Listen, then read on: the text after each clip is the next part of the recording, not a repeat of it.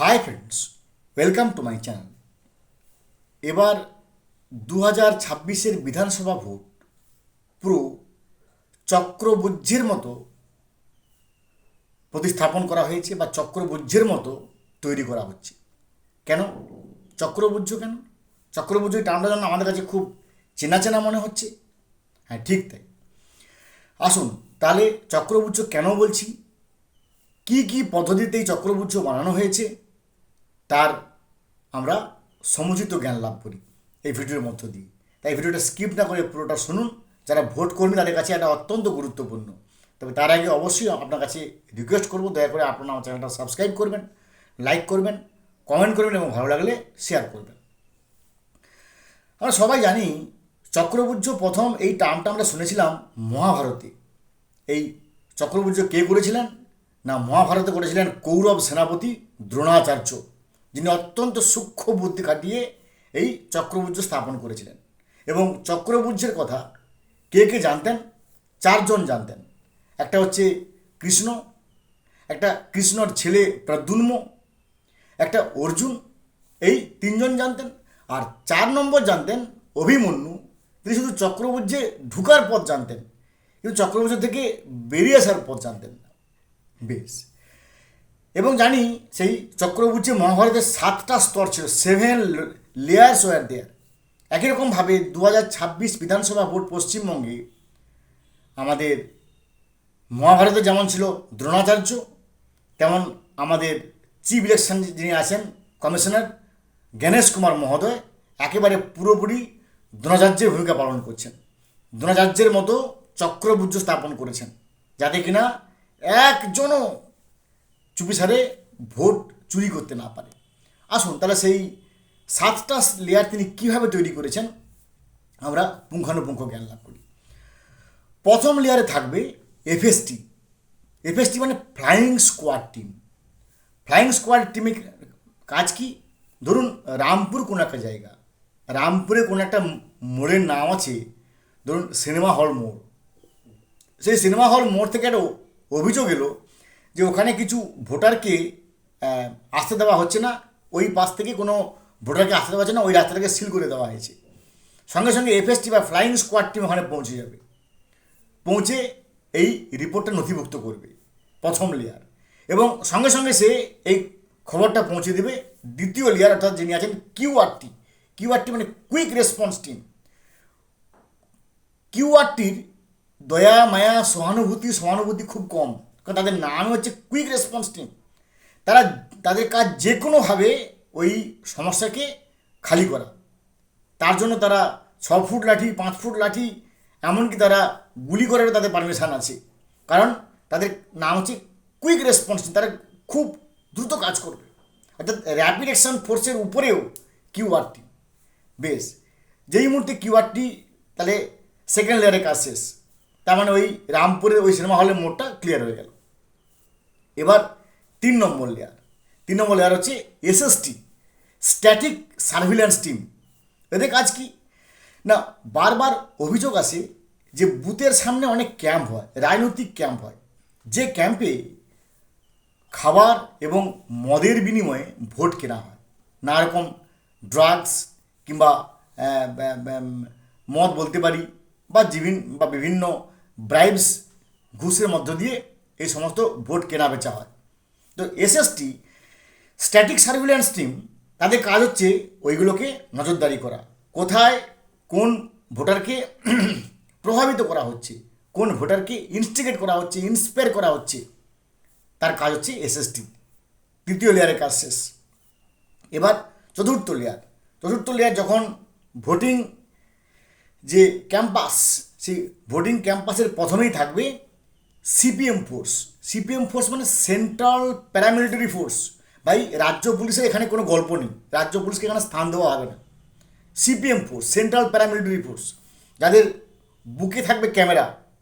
কারণ এর আগে বিভিন্ন সময় অভিযোগ করা হয়েছে যে সিপিএম ফোর্স নাকি মেয়েদের গায়ে হাত দিয়েছে, সিপিএম ফোর্স নাকি বৃদ্ধ লোককে ধরে ছুঁড়ে ফেলে দিয়েছে, অপমান করেছে, অমুক তুমুক করেছে।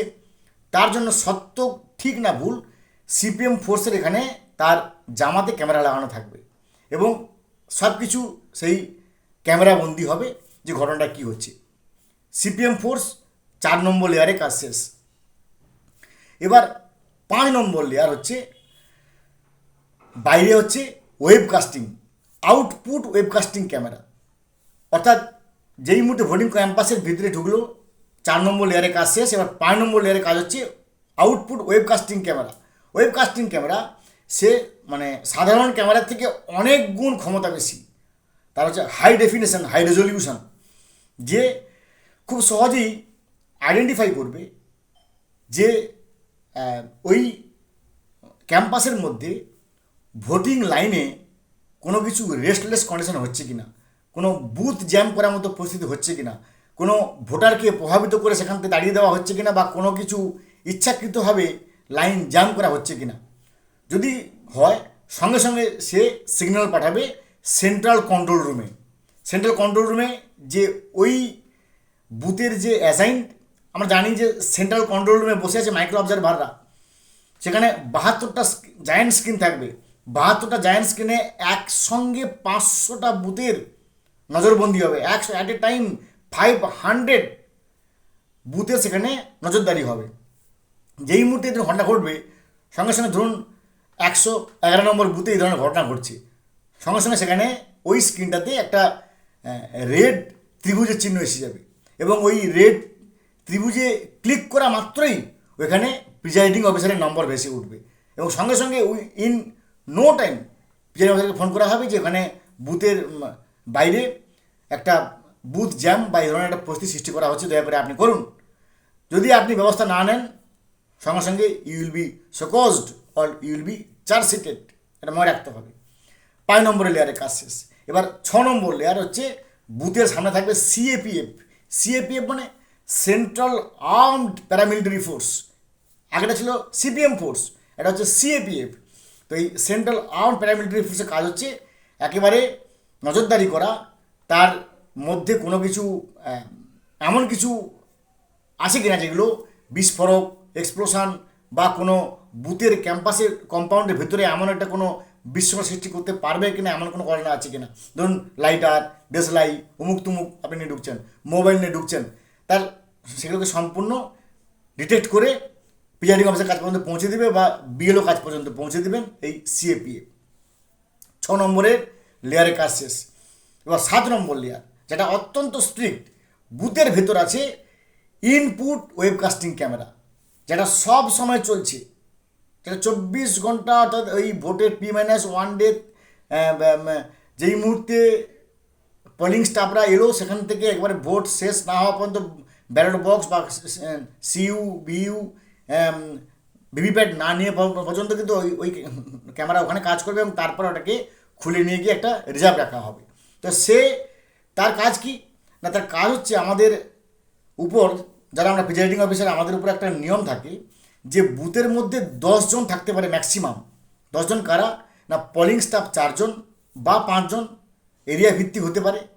ধরুন কোনো একটা জায়গায় হয়তো বিধানসভা ভোট বা লোকসভা ভোট একসঙ্গে হচ্ছে, কোনো একজন লোকসভার এমপি তো মারা গেছেন, সেখানে একসঙ্গে ভোট হচ্ছে, তা সেখানে স্টাফ বেশি হবে 5 জন, আর ধরুন 3 জন পোলিং এজেন্ট, তাহলে 8 জন, তাহলে 2 জন ভোটার থাকবে ওই বুথের ভিতরে অ্যাট এ টাইম। তাই এই এরকমভাবে 10 জনের থাকে একটা নিয়ম আমাদের উপর থাকবে।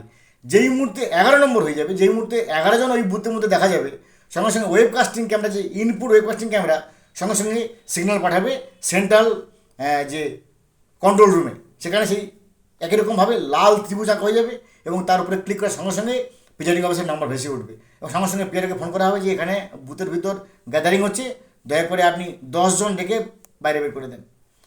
ফলে এরকমভাবে একেবারে দ্রোণাচার্য যেমন সৃষ্টি করেছিলেন চক্রবুদ্ধ, দ্রোণের মতো গণেশ কুমার মহোদয় একবারে চক্রবুদ্ধ স্থাপন করেছে। তাতে কেউ হয়তো ঢুকে পড়তে পারে, কিন্তু বেরিয়ে যাওয়া এত সহজ হবে না। তো নিঃসন্দেহে এই যে পদ্ধতি 1951 সাল থেকে 2026 পর্যন্ত আমরা যে ভোট দেখে এসেছি, তার সঙ্গে একটা সম্পূর্ণ আকাশ পাতাল পার্থক্য। এতদিন পর্যন্ত যে ভোট দেখে এসেছি তার সঙ্গে এইবারের ভোট সম্পূর্ণ কোয়াইট ডিফারেন্ট। সেটা আপনারা বুঝতে পারবেন, যেখানে 7 লেয়ার্স, 7টা লেয়ারে চেকিং হবে, যেখান থেকে বেরিয়ে আসা এত সহজ নয়। ফলে ভোট লুটেরা, আমি আবারও বলছি ভাই, আপনারা ব্যাগ প্যাক করে নেন, আপনাদের যুগ শেষ হয়ে গেছে। ভালো থাকুন, have a good day, thanks.